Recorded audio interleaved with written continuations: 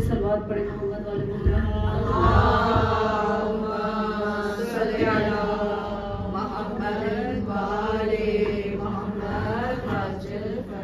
سورہ فاتحہ نذرانہ عقیدت در بارگاہ شہدائے کربلا۔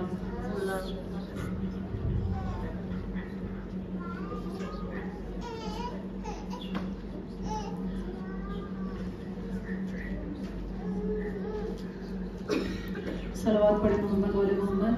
اللہم صلی علی محمد وآل محمد وعجل فرجهم۔ اعوذ باللہ من الشیطان الرجیم، بسم اللہ الرحمن الرحیم، الحمد للہ رب العالمین، الصلاة والسلام علی اشرف الانبیاء والمرسلین وافضل السفراء المقربین، العبد المؤید والرسول المصدق والمحمود الاحمد والمصطفى الامجد ابی القاسم محمد۔ اللہم صلی علی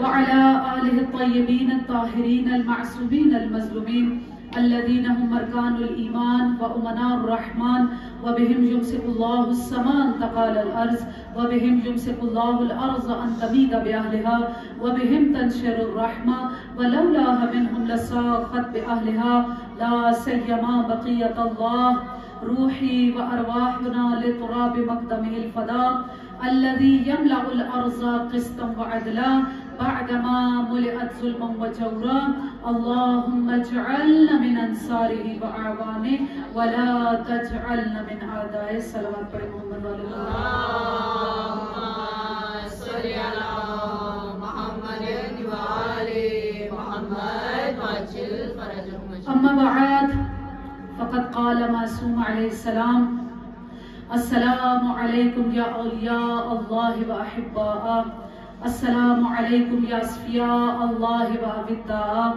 السلام علیکم یا انصار دین اللہ، السلام علیکم یا انصار رسول اللہ، السلام علیکم یا انصار امیر المؤمنین، السلام علیکم یا انصار فاطمہ سیدۃ النساء العالمین، السلام علیکم یا انصار ابی محمد ابن حسن ابن علی الولی الناصح، السلام علیکم یا انصار ابی عبداللہ علیہ السلام۔ صلوات پڑھیں اللہم صلی علی محمد وآل محمد وعجل فرجهم۔ کل کی مجلس کے مطالب انشاءاللہ کہ آپ سب کے ذہنوں میں ہوں گے کہ جو شہدائے کربلا ہیں اصحاب امام حسین علیہ السلام ہیں، اور یہاں پر ایک چیز کو کلیئر کر دوں میں آپ کے سامنے کہ جب ہم اصحاب امام حسین علیہ السلام کی بات کریں گے یہاں پر تو اس سے مراد، کیونکہ شہدائے کربلا دو حصوں میں ہیں، یعنی انہیں ہم دو گروہوں میں تقسیم کرتے ہیں، ایک بنو ہاشم ہے اور ایک اصحاب امام حسین علیہ السلام ہے۔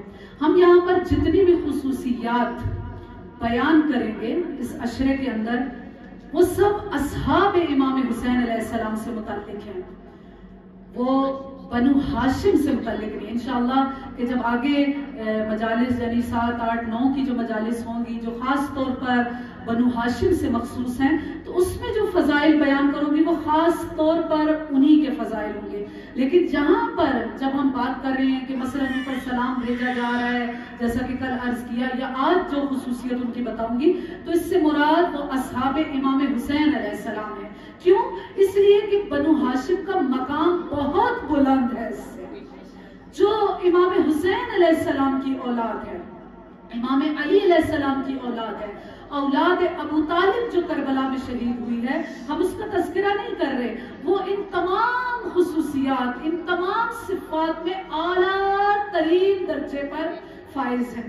بہرحال کل جیسے آپ کی خدمت میں عرض کیا کہ ان پر سلام بھیجا جاتا ہے، اور کیا کہا جاتا ہے کہ اے اولیاء اللہ آپ پر سلام، اے اصفیاء اللہ آپ پر سلام، اے انصاران دین اسلام آپ پر سلام، اے انصار رسول خدا آپ پر سلام، انصار امیر المؤمنین آپ پر سلام۔ اتنا سلام جو بھیجا جا رہا ہے یہ کس کی طرف سے ہے؟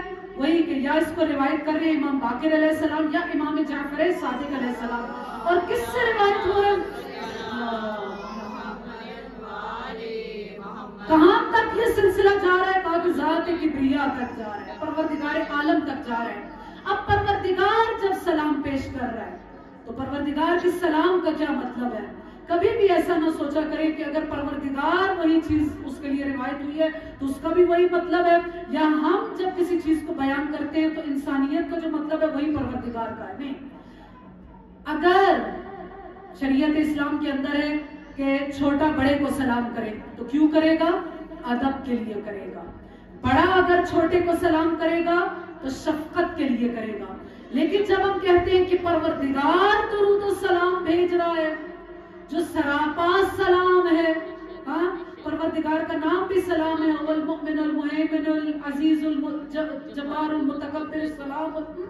پروردگار کی جتنی بھی صفات گنوائی جائیں اگر وہ کسی انسان کی بھی ہے، مثلا کسی انسان کا نام بھی مومن ہے، کسی انسان کا نام لطیف ہے، ہم کہتے ہیں کہ ہم نے بھی سلام بھیجا، پروردگار نے بھی سلام بھیجا، تو یہ دونوں ایک چیزیں نہیں ہیں.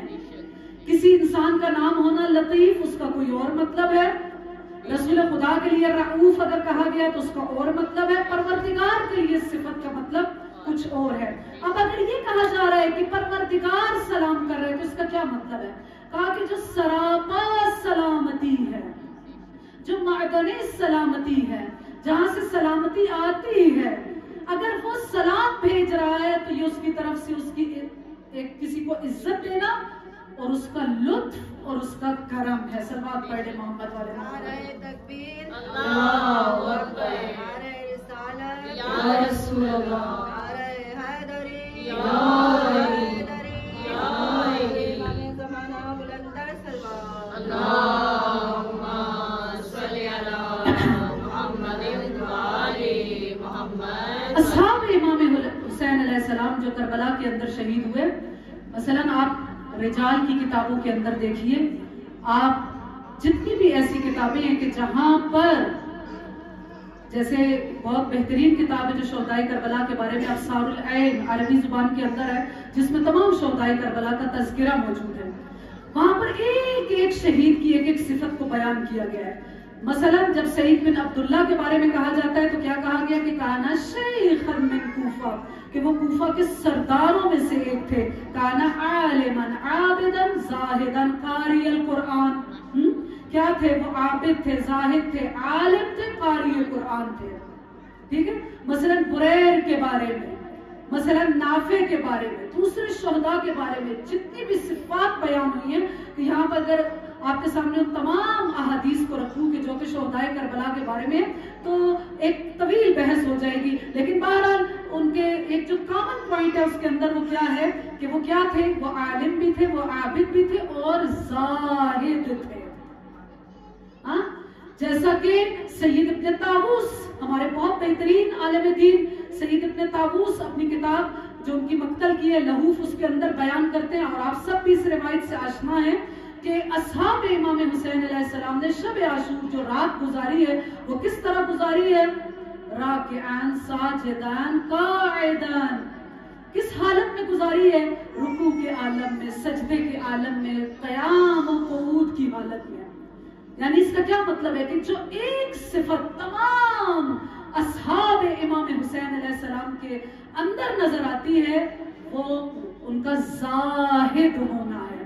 اور ان خصوصیات کو بیان کرنے کا مقصد کیا ہے کہ جو بھی عاشق امام حسین علیہ السلام ہے، جو بھی چاہتا ہے کہ وہ کربلا والوں کی طرح ہو جائے، اصحاب امام حسین علیہ السلام کی طرح ہو جائے، اس کو اس عشق کی وادی میں ان تمام چیزوں سے گزرنا ہوگا. ایسا نہیں ہے کہ صرف اگر نام لے لیا جائے اور سمجھ لیا جائے کہ میں مومن ہوں، میں عاشق ہوں، میں فلان ہوں، میں شیعہ ہوں، میں عزادار ہوں. نہیں، صرف دعویٰ کرنا کافی نہیں ہے. وہی خصوصیات جب تک ہمارے اندر نہیں آئیں گی تب تک ہم اس عشق کی وادی میں، عشق حسین کی وادی میں کبھی بھی سفر کر ہی نہیں سکتے. تو ایک چیز جو اصحاب امام حسین علیہ السلام کے بارے میں بیان ہوئی، جو ان کی صفت ہے وہ کیا ہے؟ وہ ان کا زہد ہے. زہد کسے کہا جاتا ہے؟ کسے کہا جاتا ہے؟ زاہد. زاہد یہ نہ سمجھا جائے زاہد کا عابد سے بہت فرق ہے. مثلاً ہم یہ سمجھتے ہیں، معذرت کے ساتھ اسما کے ہاتھ میں تسبیح رکھی تو نظر گئی، ویسے میرا ارادہ نہیں ہے، کہ عابد ہم لوگ یہ سمجھتے ہیں، ویسے تو عبادت ایک بہت بڑی صفت ہے، جیسا کہ وہی کہ شب عاشور انہوں نے کیا کیا تھا، پوری رات، اہل سنت کی بھی روایات ہے، انہوں نے تضرع کی عالم میں، انہوں نے عبادت کے عالم میں، تسبیح و تحلیل و قیام و قعود کی حالت میں، رکوع و سجود کی حالت میں رات کو بسر کیا تھا۔ لیکن عبادت ایک اور چیز ہے، زہد اسی اور چیز کا نام ہے۔ عبادت کیا ہے؟ مثلا میں نے واجب کو بھی پڑھ لیا، مستحبات بھی پڑھ رہی ہوں، ہاتھ میں تسبیح ہے، اور معذرت کے ساتھ ابھی آگے بھی چل کر بتاؤں گی، ہمارے ہاں یہی سمجھا جاتا ہے، یہی مسکنسیپشن ہے کہ ہم لوگ یہ سمجھتے ہیں کہ اگر کوئی عبادت گزار ہے تو وہی سب سے بڑا مومن ہے۔ اس دن بھی کسی کے ساتھ بات ہو رہی تھی کہ وہ کیسا شخص ہے، کہا کہ وہ بڑا عبادت گزار ہے، تو کیا کسی کی نماز اور روزے سے اس کی عبادت کا پتہ نہیں چلتا؟ ائمہ نے معیار اور کسوٹی کچھ اور بتایا ہے، اگر اس معیار اور کسوٹی کے اوپر کوئی اترتا ہے تو وہ حقیقی مومن ہے، ورنہ ظاہری عبادات، ظاہری تسبیح، ظاہری قرآن کوئی فائدہ نہیں دے گا۔ بہرحال اصحاب امام حسین علیہ السلام کی خصوصیت کیا ہے کہ وہ زاہد ہیں۔ زاہد کا کیا مطلب ہے؟ دنیا سے بے رغبتی۔ اب یہاں پر یہ جملہ کا ہے تو شاید کسی کے ذہن میں آ جائے کہ بس مثلا دنیا سے کنارہ کش ہو کر گوشہ نشینی کے عالم میں انسان کہیں کنارے میں بیٹھ جائے، تو یہ زہد ہے۔ امام علی علیہ السلام نے دنیا سے بے رغبتی کو نہج البلاغہ کے اندر بہت زیادہ بیان کیا ہے، جیسا کہ امام علی علیہ السلام نے بہت زیادہ مثالیں، جیسے امام نے کیا کہا کہ یا دنیا غری غیری، جا کسی اور کو دھوکہ دے، طلقتک ثلاثا، میں نے تجھے 3 طلاقیں دے دی ہیں، یعنی مجھے تجھ سے کوئی رغبت نہیں ہے۔ یا امام علیہ السلام کے خطبات کو بہت زیادہ ملتا ہے کہ جب دنیا کی مثال دیتے ہیں تو کیا کہتے ہیں کہ یہ دنیا کی مثال میرے سامنے اس پھٹی ہوئی جوتی کی طرح ہے۔ کیا علی کے سامنے یہ اقتدار، یہ کرسی، یہ مقام، یہ مرتبہ کیا حیثیت رکھتا ہے؟ امام علی علیہ السلام کیا کہتے ہیں کہ یہ پھٹی ہوئی جوتی کی طرح ہے کہ جس کو اتنے پاس تم اگر بازار میں لے جاؤ تو وہ 2 کوڑی کی بھی نہ بکے۔ یا امام علیہ السلام کیا کہتے ہیں کہ میرے نزدیک یہ دنیا اس طرح ہے کہ جیسے ٹڈی کے منہ میں کوئی ٹڈی ہوتی کتنی سی، اور اس کے منہ میں اگر کوئی پتا ہوگا تو اس کی کیا حیثیت ہوگی، اور پھر اگر ٹڈی اس کو چبا کر پھینک دے تو اس کی کیا حیثیت ہوگی۔ امام نے کیا کہا کہ میرے نزدیک دنیا اس سے بھی زیادہ ذلیل اور پست ہے۔ بہت زیادہ مثالیں، میرے نزدیک یہ دنیا کیا ہے، کہا کہ وہ فلاں نجس جانور کی اس ہڈی کی طرح ہے۔ کتنا پست امام علیہ السلام نے دنیا کو بیان کیا۔ لیکن ایک مرتبہ روایت کیا کہتی ہے کہ کچھ اشخاص آئے، اور ظاہر ہے امام علیہ السلام انہی افراد کے درمیان جب خطبہ پڑھا کرتے تھے، بیان کیا کرتے تھے، اشخاص آئے اور انہوں نے آ کر دنیا کی مذمت کو کرنا شروع کیا۔ امام علیہ السلام نے فوراً ان کی کلاس لینا شروع کر دی، کہا کہ تم کیا سمجھتے ہو، تم دنیا کی مذمت کیوں کر رہے ہو؟ اگر کوئی دنیا کو سمجھے تو یہ دار صدق ہے، ہاں اگر کوئی سچائی کو یہاں سے حاصل کرنا چاہتا ہے تو یہ دار صدق ہے، یہ دار عافیت ہے، اگر کوئی عافیت کو حاصل کرنا چاہتا ہے، یہ دار غنا ہے، یہ سرمایہ کی جگہ ہے۔ آج جہاں پر جو کچھ ہوگے کل وہاں پر آخرت میں کاٹو گے۔ یہ کیا ہے؟ کہا کہ یہ مسجد انبیاء خدا ہے، یہ انبیاء کے لیے مسجد ہے، یہ مصلی ملائکہ ہے۔ دنیا کو برا نہ کہو، بلکہ یہ کیا ہے؟ یہ ملائکہ کی مصلی کی جگہ ہے، جہاں پر ملائکہ کا نزول ہوتا ہے اور ملائکہ یہاں پر آ کر نماز و تسبیح و تحلیل کو پڑھتے ہیں۔ یہ دنیا وہ جگہ ہے، یہ سرمایہ کی جگہ ہے، یہ عافیت کی جگہ، یہ دار صدق ہے۔ تو امام علیہ السلام کیا بتانا چاہ رہے ہیں؟ وہ بے رغبتی کا کیا مطلب ہے؟ کہا کہ دنیا سے بے رغبتی کا یہ مطلب ہے کہ دنیا سے محبت نہ کرو، حب دنیا بری چیز ہے۔ دنیا بری چیز نہیں ہے۔ ہم مثلا عالم زر سے چلے، حدیث کیا کہتی ہے کہ الانسان مسافر لہو منازل ستہ، کہ انسان مسافر ہے، دنیا کو کچھ بھی نہ سمجھا جائے، انسان مسافر ہے، اس کی 6 منزلیں ہیں، 6 منزلوں میں سے ابھی ہم 5ویں منزل کے اندر سفر کر رہے ہیں۔ کیا کسی منزل کے اندر ہم نے مکمل قیام کیا؟ پہلے عالم زر میں تھے، اس کی تفصیلات پھر انشاءاللہ کبھی، عالم زر میں تھے، اس سے عالم ارواح میں آئے، عالم ارواح سے صلب پدر میں آئے، صلب پدر سے رحم مادر کے اندر اندر آئے، کسی جگہ بھی قیام پورا نہیں تھا. اس کے بعد رحم مادر سے جب نکلے تو اب اس دنیا کے اندر آئے ہیں، لیکن جہاں بھی مکمل نہیں رہنا. اس کے بعد جو اگلی منزل ہے وہ کیا ہے؟ وہ قبر کی منزل ہے. قبر کی منزل کو جب کوئی انسان طے کر لے گا تو اس کے بعد جو آخری منزل ہے، کہا کہ وہ علی کے موالیوں کے لیے، علی کے چاہنے والوں کے لیے بہشت ہے، اور جو علی کا دشمن ہے، علی کا منافق ہے، علی کا منکر ہے، اس کے لیے دوزخ ہے. صلوات پڑھ لے محمد والے محمد.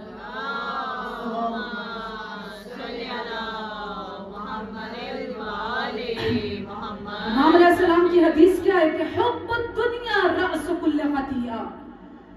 جب انسان کے دل میں دنیا کی محبت آ جاتی ہے تو یہی تمام برائیوں کی جڑ ہے. جب انسان، اور وہی دنیا کو آپ لوگ کیا سمجھتے ہیں؟ کیا ہے دنیا؟ مثلا ہم باہر جائیں گے تو یہ جو پہاڑ دریا ہے یہ دنیا ہے؟ کیا دنیا ہے پھر؟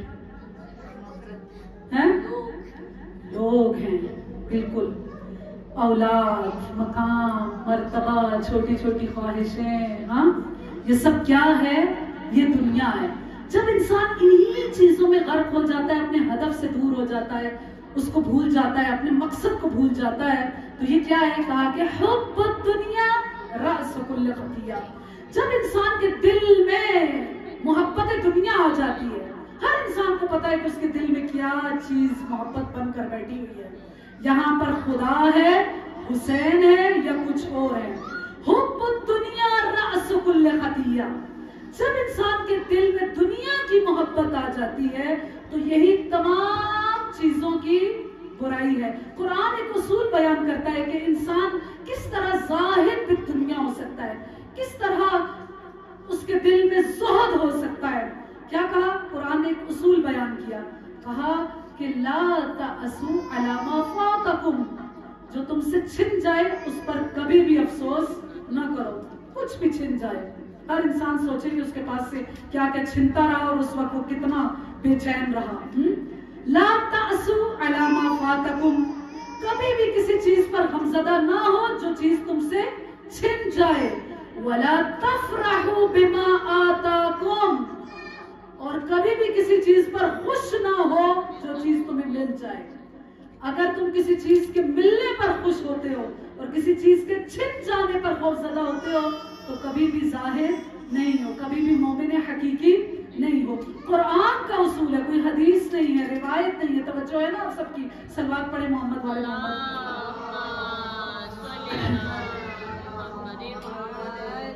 لا تأسوا علی ما فاتکم. جو بھی تم سے چھن جائے اس پر افسوس نہ کرو، اور جو مل جائے اس پر کبھی بھی خوش بھی نہ ہو، کیونکہ یہ سب کچھ پروردگار کبھی چھین کر امتحان لیتا ہے اور کبھی دے کر امتحان لیتا ہے. اور پھر کیا کہا گیا؟ کہا کہ اگر تمام نیکیوں کو ایک جگہ جمع کر دیا جائے تو اس کی چابی کیا ہے؟ یہی زہد ہے. اگر تمام برائیوں کو ایک جگہ جمع کر دیا جائے تو اس کی چابی کیا ہے؟ جھوٹ ہے. آپ نے خیر کی چابی کو وہ کہہ دیا تھا. جب ہر اچھائی کسی جگہ پر جمع ہو جائے تو اس کی چابی اس کمرے کی کیا ہے؟ وہ یہی زہد ہے. دنیا سے کنارہ کشی، حب پہ دنیا کو اپنے دل سے نکال دینا. کچھ بھی نہیں، بیچ ہے یہ. ہاں علماء کیا بیان کرتے ہیں کہ بڑی پیاری پیاری حدیثیں اس بارے میں. کہا کہ جتنے غیر مشہور ہو کر ایک کونے میں بیٹھے رہو گے نا اتنے ہی تم پروردگار کے قریب ہوگے. جتنا زیادہ تم دنیا کے اندر غرق ہوگے اتنا ہی برائیوں کے اندر چھپے رہو گے. صلوات پڑھے محمد والے محمد.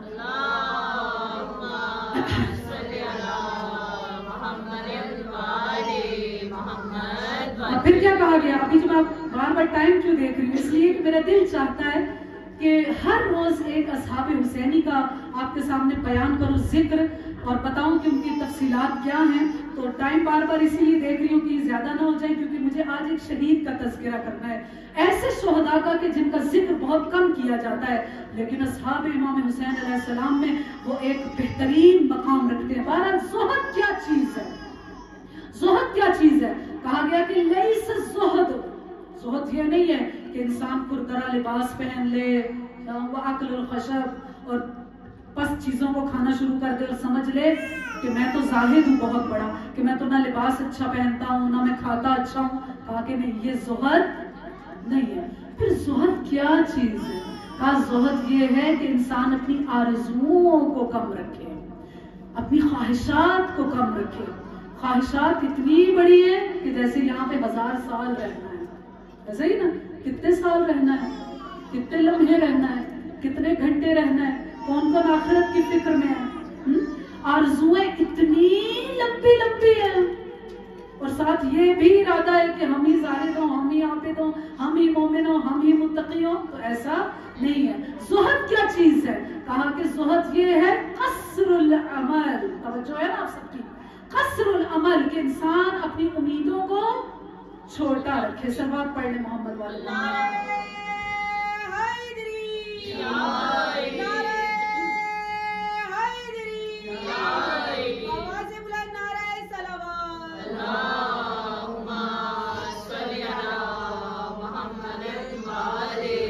کیونکہ ہم ان چیزوں کو شاید اتنا امپورٹنس نہیں دیتے، لیکن اگر دیکھا جائے تو احادیث کیا کہتی ہیں؟ تم سے ہر چیز کے بارے میں سوال کیا جائے گا.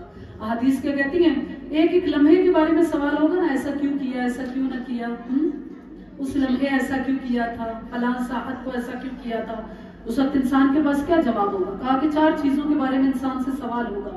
عن عمرہ، اس کی عمر کے بارے میں سوال کیا جائے گا. بتاؤ اپنی عمر کو کن چیزوں میں صرف کیا؟ تمہارے شب و روز کیسے تھے؟ رمضان آ کے گزر گیا، اگر پہلے بھی شب و روز ویسے تھے بعد میں بھی ویسے ہی، تو پھر کیا فائدہ؟ محرم آ کے گزر گیا، عزاداری بھی کر لی، رو بھی لیے، سب کچھ کیا، لیکن کوئی تبدیلی نہیں آئی، کوئی چینج نہیں آیا، تو پھر کیا فائدہ ہے؟ عن عمرہ، اس کی عمر کے بارے میں سوال کیا جائے گا. عن شبابہ، اس کی جوانی کے بارے میں سوال کیا جائے گا کہ بتاؤ اپنی جوانی کو کن کاموں میں صرف کیا. یہ جوانی بڑی اہم ہے. اور پھر کیا کہا گیا؟ عن مالہ، اس کے مال کے بارے میں سوال کیا جائے گا. بتاؤ مال کہاں سے حاصل کیا، کہاں پر خرچ کیا. انسان غور کرے کہ ان تمام سوالوں کے جوابات میں پروردگار کی بارگاہ میں کھڑے ہو کر کیسے دوں گا. اور چوتھی چیز کا کیا؟ کس چیز کے بارے میں سوال ہوگا؟ عن حبنا اہل بیت، ہم اہل بیت کی محبت کے بارے میں سوال کیا جائے گا کہ بتا تیرے دل میں حب اہل بیت موجود تھی یا نہ تھی. ایک مرتبہ سوئے ہوں کو جگانے کے لیے بلند ترین حیدری صلوات پڑھے.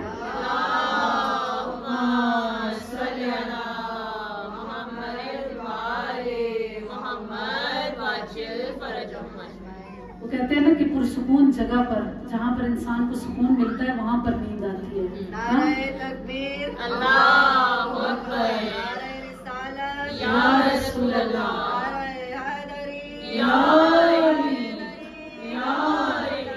پر بلند تر سلوات. اللہم صلی علی محمد وآل محمد وعجل فرجہم. بہرحال آج جس شہید کا تذکرہ کرنا ہے وہ ان کا نام ہے مسلم ابن اوسجہ. نام تو آپ نے سنا ہوگا، لیکن کیا ہے ان کی تاریخ، کس طرح کربلا میں آئے، کربلا سے پہلے کہاں پر تھے. مسلم ابن اوسجہ کی عمر کم از کم جو کربلا میں بتائی جاتی ہے، کہا کہ کم از کم ان کی عمر 60 سے اوپر تو ہوگی، یعنی ایک سن رسیدہ شخص ہے، صحابی رسول ہیں. کیونکہ کربلا کے شہداء میں جو امام حسین علیہ السلام کے ساتھ آ کر ملے بہت سارے افراد ہیں. جب ہم ان کو مختلف کیٹیگریز میں ڈیوائیڈ کرتے ہیں تو اس طرح ہے کہ کچھ ایسے ہیں کہ جو صحابی رسول بھی ہیں. توجہ چاہوں گی، صحابی رسول بھی ہیں، صحابی علی بھی ہیں، صحابی امام حسن علیہ السلام بھی ہیں، اور صحابی امام حسین علیہ السلام بھی ہیں. جس طرح کے کون؟ جس طرح کے کون؟ حبیب.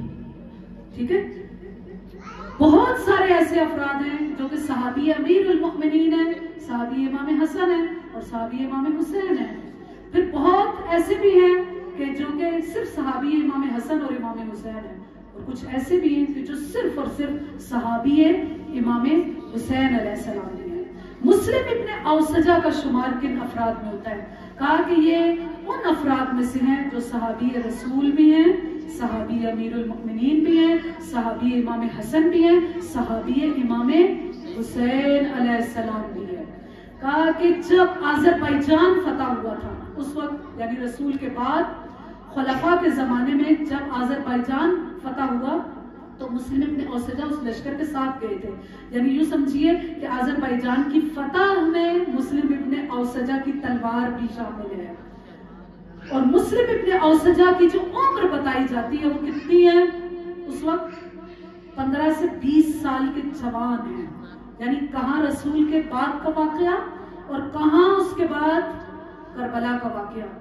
یعنی کم از کم جو عمر ہے مسلم ابن اوسجہ کی، انشاءاللہ کے بعد کے شہداء کا بھی ذکر کروں گی کہ جو اتنے بہترین شہداء لیکن ان کی عمر اتنی ہے کہ جو بڑھاپے کی منزل میں ہے. مسلم ابن اوسجہ بھی انہی افراد میں سے ہیں. پھر جب جناب مسلم ابن عقیل کوفہ کے اندر آئے، آپ سب کو وہ واقعہ میں نے پہلے بھی بیان کیا اور آپ سب بھی ماشاءاللہ اہل مطالعہ جانتے ہوں گے کہ جب جناب مسلم ابن عقیل کوفہ میں آئی، سب سے پہلے کس کے گھر میں مہمان بنے؟ مختار کے گھر میں. اور پھر اس کے بعد مختار کے گھر سے ہانی ابن عروہ کے گھر میں مثلا چھپا کر انہیں کسی طرح وہاں پر بھیجا گیا کہ جب حالات خراب ہوئے کہ جب یزید نے ابن زیاد کو گورنر بنا کر بھیجا ہے.